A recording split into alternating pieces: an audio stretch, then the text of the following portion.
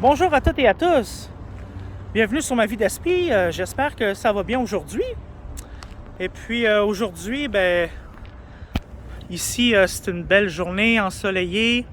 C'est vraiment plaisant, c'est bien agréable de pouvoir simplement juste marcher un petit peu, prendre de l'air, puis être au soleil comme ça. Pas de parapluie, pas de manteau d'hiver.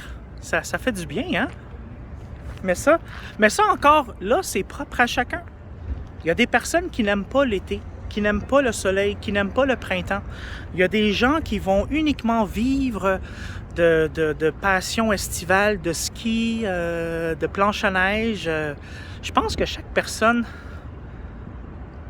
c'est sûr aussi que chaque personne a le droit d'avoir ses saisons, ses températures préférées. Mais moi, j'aime ça quand il fait beau, quand c'est soleil. Alors là, j'étais en train de marcher, puis je me suis dit, je suis dans un espèce de secteur industriel, et je me suis dit, je vais faire une petite vidéo tant qu'à être, parce que je me suis posé une petite curiosité quand j'ai vu toutes ces fenêtres-là. Vous pouvez voir qu'il y a quand même beaucoup de bâtiments. Beaucoup de bâtiments, hein? Il y en a plusieurs. Il doit y avoir des centaines de bureaux à travers les édifices. Et moi, je me suis toujours dit, c'est quand même spécial, hein, l'être humain, parce que on prend pour acquis qu'on se lève, qu'on marche, qu'on rencontre qu'on va voir des visages. Mais moi, parfois, j'aimerais ça savoir qu'est-ce que tous ces gens-là font dans la vie.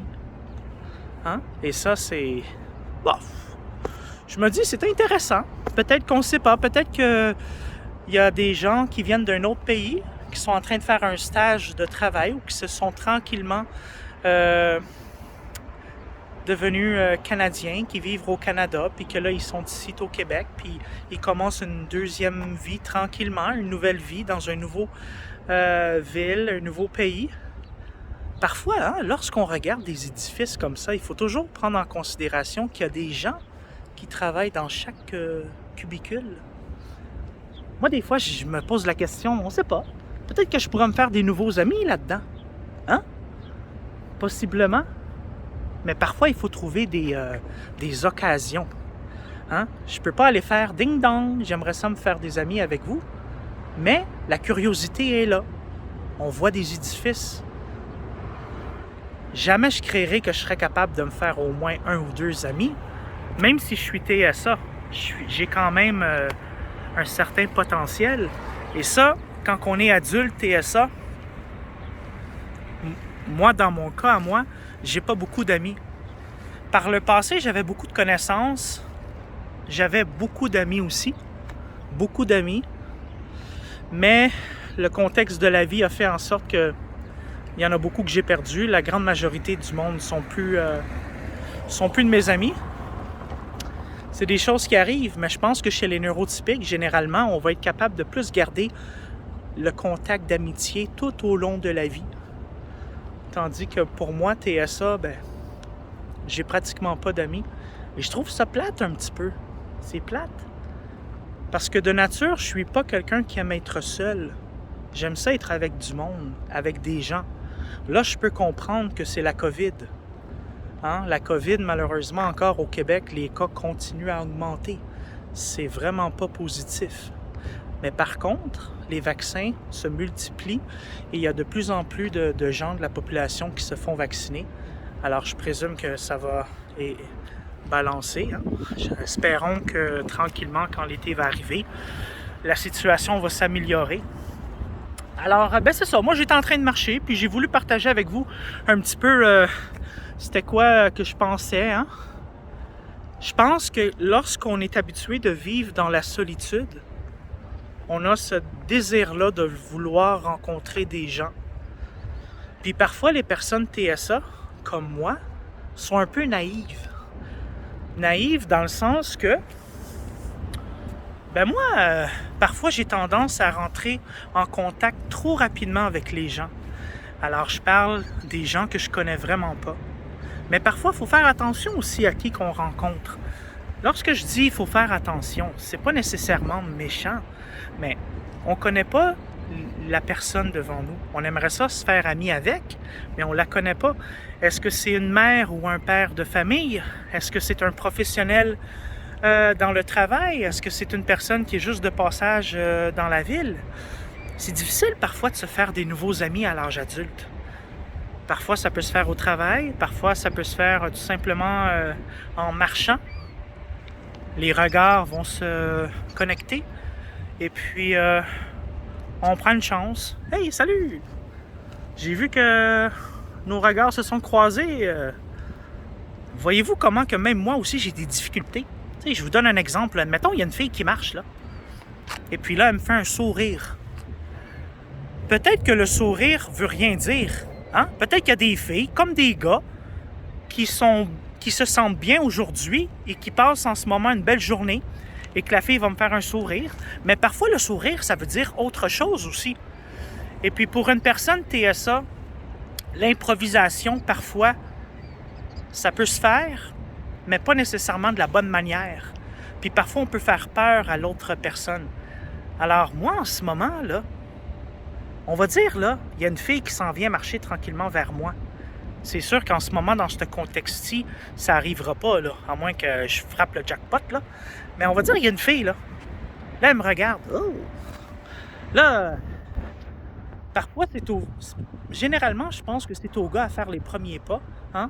Parfois, il y a des filles aussi qui ont soit une très grande confiance en elles ou tout simplement qui vont foncer, puis « Hey, je te trouve cute, toute la kit. » Mais parfois, c'est au gars aussi à faire les premiers pas. Les femmes aiment ça. Alors, mise en situation, on va dire, il y a une fille qui vient me voir, là, comme ça, je sais pas, nos regards se croisent, elle me fait des sourires. Probablement, c'est comme ça que je ferai mon approche. Attendez une minute, là, je me pratique. Ah, excuse-moi, salut, ça va bien? Ben oui, j'ai vu que, je sais pas, il y a quelque chose de le fun, là, t'es en train de me regarder avec un beau petit sourire. Puis moi, ben, je suis en train de me demander, est-ce que c'est à moi que tu souris ou qu'est-ce qui se passe? Je suis un petit peu mélangé.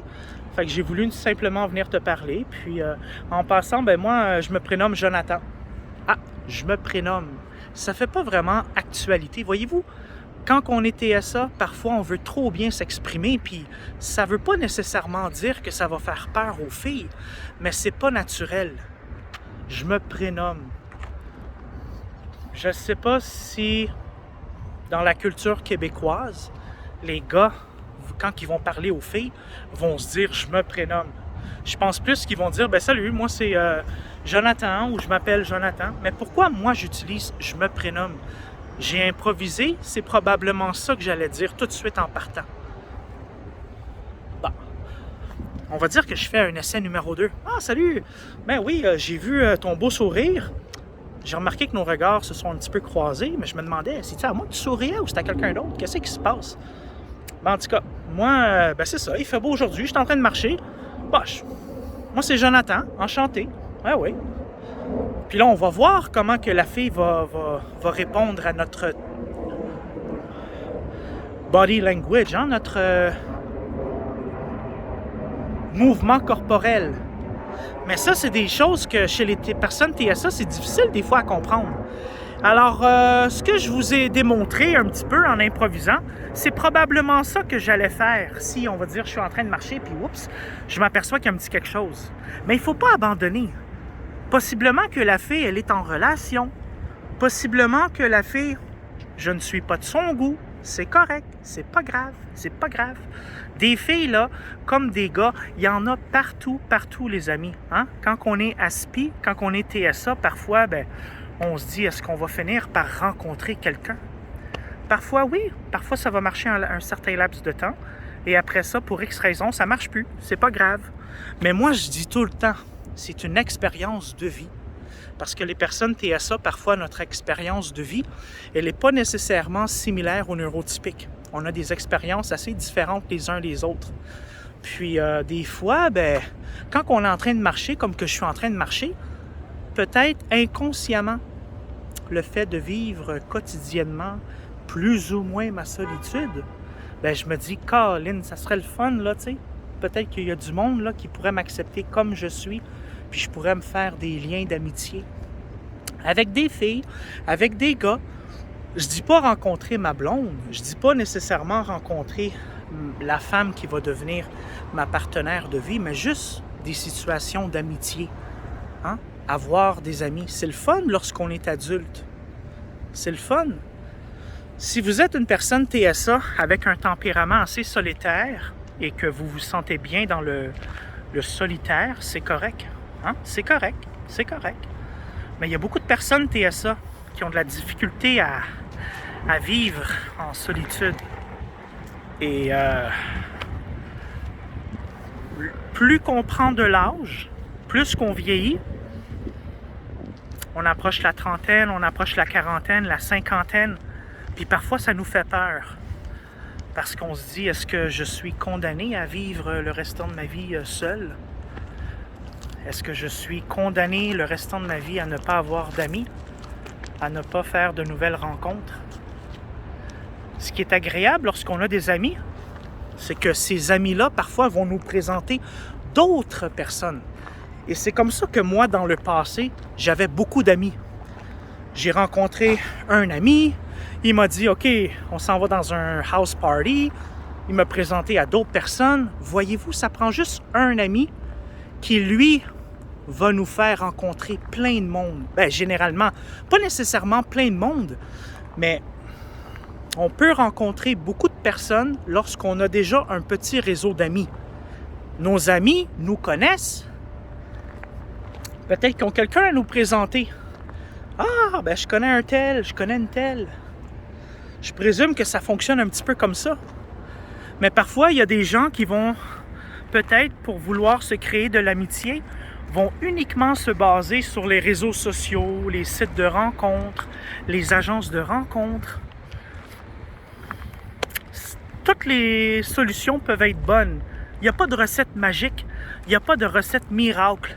C'est juste que je crois, lorsqu'on est neurotypique, il y a des mécanismes innés en nous qui font en sorte que si réellement on veut développer notre réseau de contact, notre amitié, on va être capable de réagir face à la situation.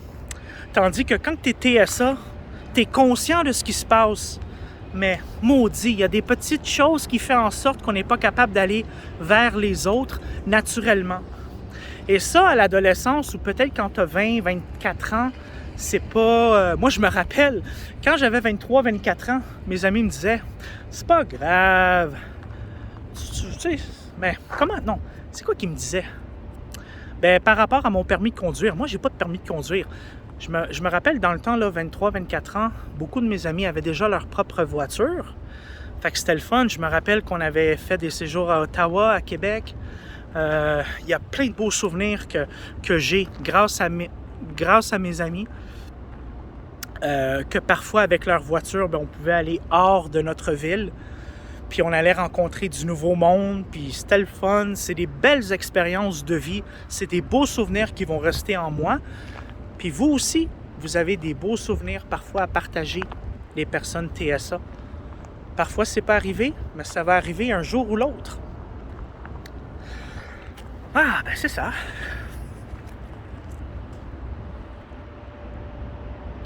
Chaque personne dans le petit cubicule a une famille aussi. Hein? Ils ne sont pas toutes seules. C'est ça qui est le fun, hein, avec faire de nouvelles rencontres. On ne sait jamais qui qu'on va rencontrer. Mais parfois, ben c'est ça. Il faut faire un petit peu plus d'efforts que les autres. Et puis, dites-vous une chose. L'amitié entre personnes TSA aussi, ça se peut. Hein? On peut rencontrer une personne TSA qui vit aussi dans le spectre de l'autisme. On peut se faire ami avec la personne. Mais il ne faut pas prendre pour acquis que la personne va nous accepter comme ça. Ça ne veut pas dire à cause que deux personnes sont TSA que ça va cliquer, que ça va fonctionner. Alors, il ne faut jamais abandonner. On y va à notre rythme à nous. On ne se met pas de pression. Puis sur ça, ben moi, je vais sortir du stationnement là parce que ça commence à être plate. Alors, je vous souhaite une bonne journée à toutes et à tous. Et puis, on reste positif. Ça va bien aller. Et puis, à bientôt tout le monde. Bye bye.